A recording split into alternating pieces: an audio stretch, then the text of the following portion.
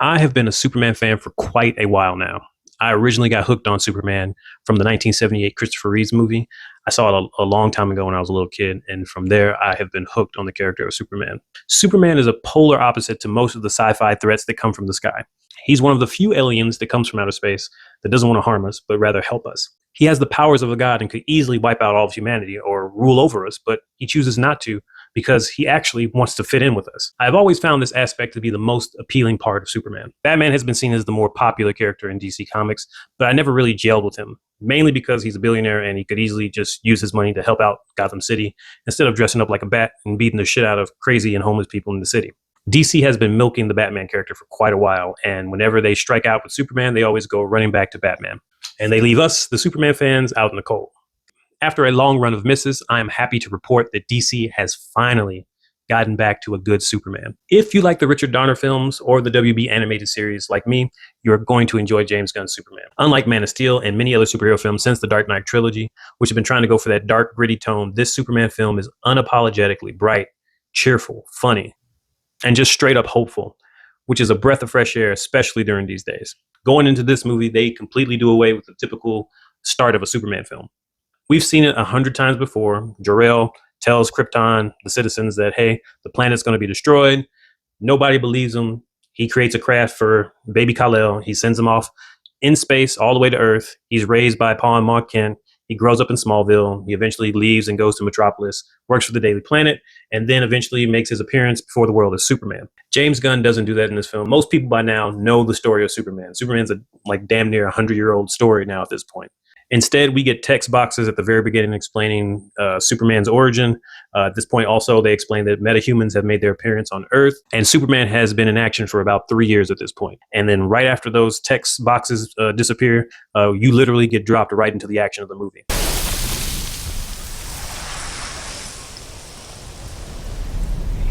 Now, if I'm being honest, I didn't like how quickly the film moves at the beginning. So much stuff is being thrown at you for like the first 20 or 30 minutes, but eventually you settle into things and things start to click.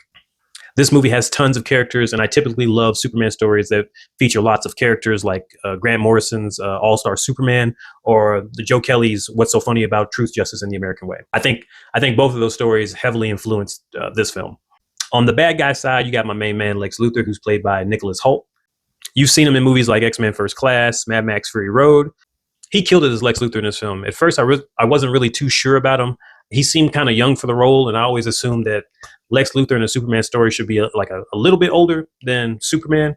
But he did his thing. He was phenomenal in here, and he really played like an angry and petty Lex Luthor. I mean, this dude hates Superman so much that if he ever saw you so much as give a high five to Superman, just know that that's going to be your ass later down the road.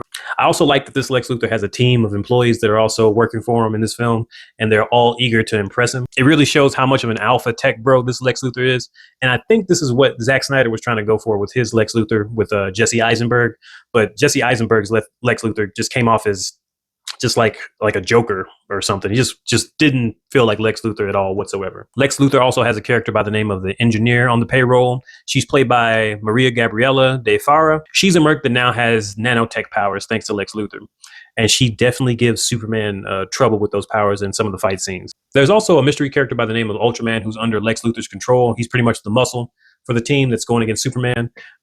If you're a comic book fan, you already know who this is, and I'm not going to spoil it for those who have not seen the movie, but just know there's going to be some type of like crazy reveal with him down the road.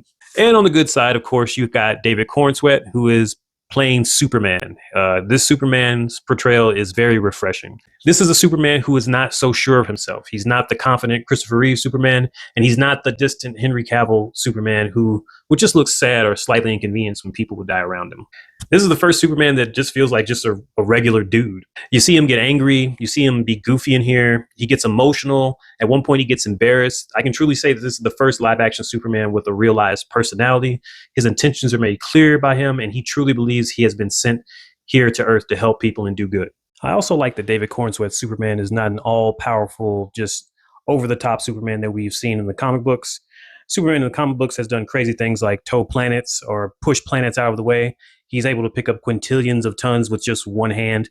In this Superman, they seem to dumb his powers down, and it actually takes damage throughout the film, and you can see him struggling a lot to overcome some of his challenges. I think his power level is very similar to that of the WB animated series Superman. They did a good job of dumbing down his powers as well. He struggled a lot, and he had to really overcome those challenges when facing some of his greatest foes. Superman's love interest, Lois Lane, is portrayed by Rachel Brosnahan. I think I'm saying that name right. She did a good job as well. She felt like a believable reporter and never felt like a damsel in distress like Lois Lane's in previous live action movies like Man of Steel or Superman Returns. I actually can't even remember what those Lois Lanes did in those films. She walked the line of being a ball buster and didn't come off as a bitchy type of character. She was very likable, and she actually helped Superman a lot throughout the movie.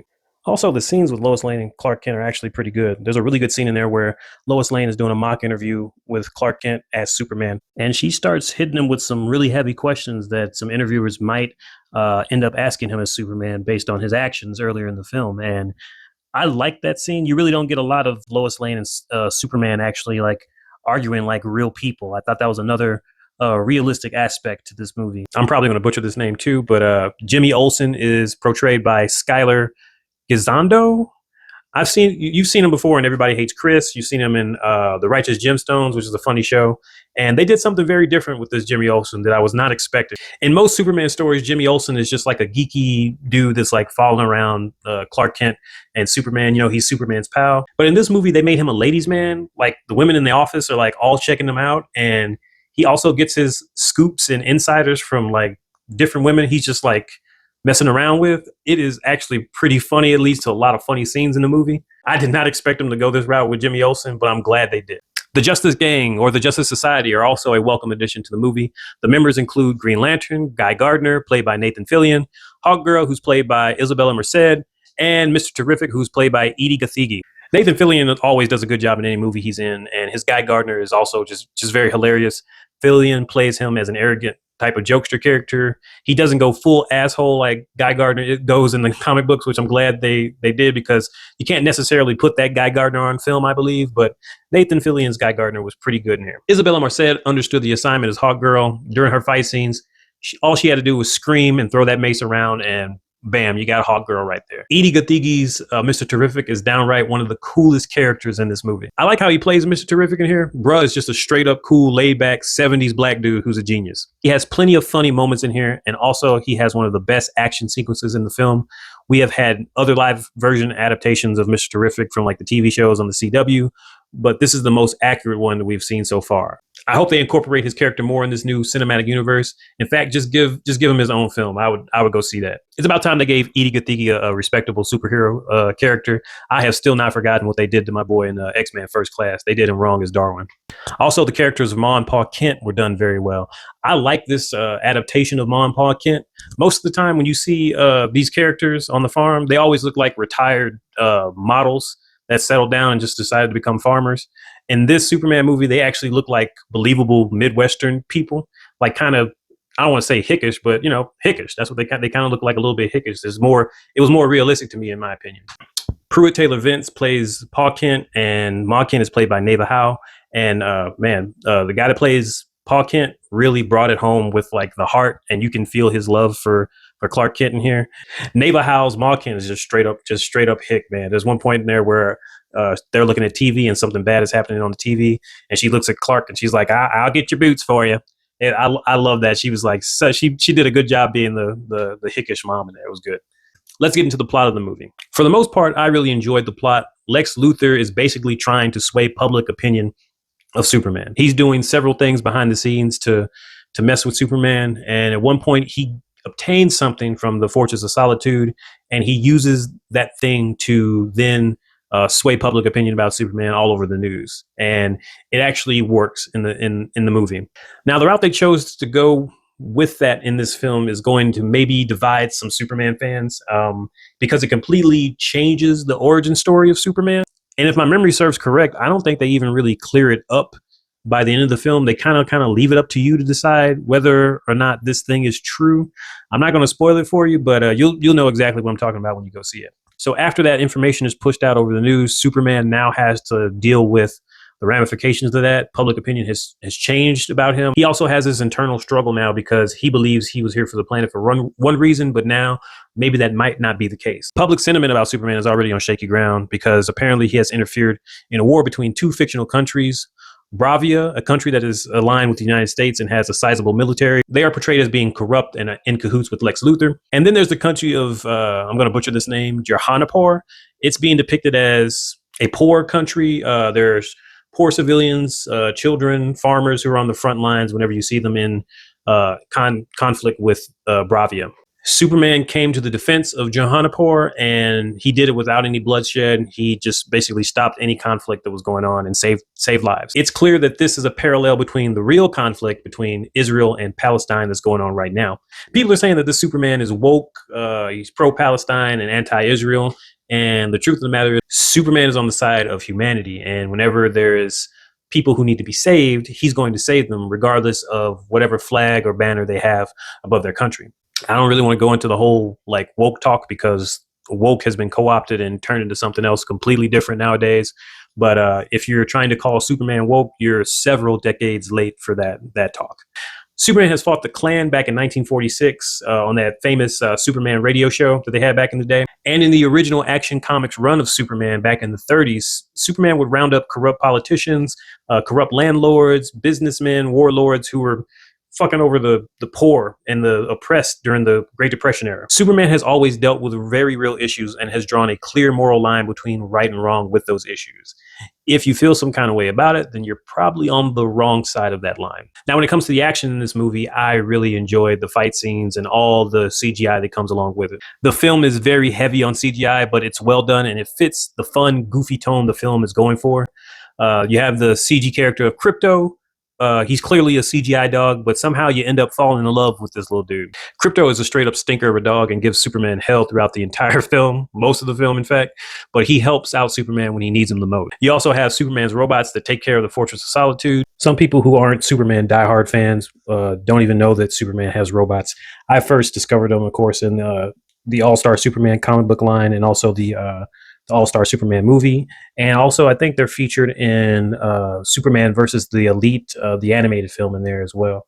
They're voiced by Alan Tudyk, Bradley Cooper, Michael Rooker, and probably going to butcher this last one, Palm Clementev. They pretty much help take care of the Fortress of Solitude, and they help educate Superman, and they have some funny personalities. She's new. He looked at me. Also, Superman has a dope move set in here. He loves spinning. That's all I'm gonna say. He has incorporated spinning with all of his powers in here, and he uses that to his advantage in here. Also, the music in here is really good. You got a lot of lighthearted punk rock music in here that I really enjoy. Also, they reworked John Williams' Superman theme in here very well. You just can't top it. It's legendary. Other movies try to do their own thing, but you got to have that John Williams theme when it comes to a live action Superman. Overall, I have to say I love this Superman film. For me, this is probably the second best Superman film that we've had ever. For me, of course, Christopher Reeve is still my number one depiction of Superman. I know that movie is old now. A lot of people see it as out of date, but when it comes down to the acting, Christopher Reeves just knocked it out of the park as Superman. But David Corenswet and this new take on Superman is a very close second.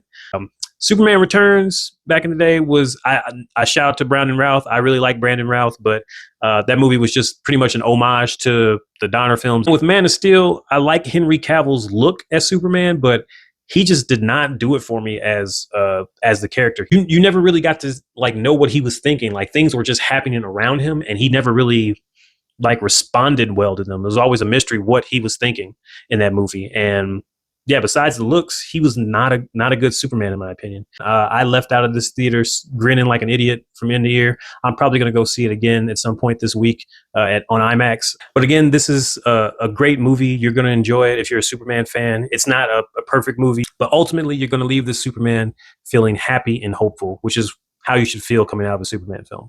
Anyway, that's my review of Superman. I usually don't do these types of videos, but maybe I could do more videos like this in the future. Thanks again for watching, guys. And again, go see Superman. I really enjoyed it. If you're a Superman fan, you're really going to love it. I'm DBNG, and don't forget to look up.